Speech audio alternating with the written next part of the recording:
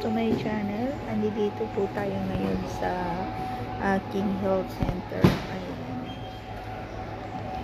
So if you can see guys, waiting po ako dito ng aking number. And so waiting po ako. So 30 minutes before check and check up, kailangan nandito na. So mayroon pang isang patient, sabi sa akin maghintay lang po dito sa reception guys. Ayan ang aking update. So let's just pray to all my subscriber and my viewers na sana maging okay ang lahat. Ayan, para happy life at makamit natin ang ating journey. Ayan guys, thank you sa lahat ng mga nanonood, nagsusubaybay, sa mga co-solo mother, co-solo parents, lalo na po sa aking super tipid budget meals, no? Thank you for watching for that episode. So ayan, why I make the content of super budget episodes, because I'm inspiring from my mom. So I love cooking now. Before I don't know how to cook, but since I remember my mom cooking dishes for my siblings and for us, I remember all the dishes, the special recipes.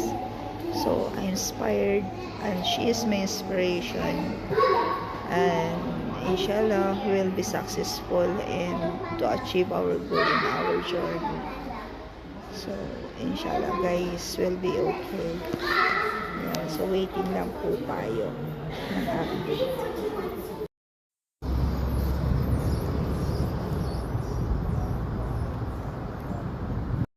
So this is the sign of lucky. Grabe, may moon. Ayan, ayan o, kinagilid na ng ilaw. Ayan, ang ganda ng moon. Ayun, tsaka yung pinakamaliit na between. Ayan, the stars. Grabe. Guys, yung moon. Ang ganda. Ayan o, ang ganda ng moon guys. So, itong isa. Ayan o. Ayan. Ang ganda. Ayan o.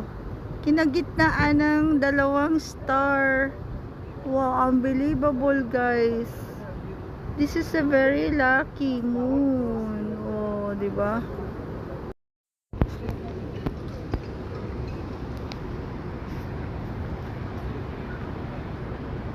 Yan, waiting po kami ng sasakyan over.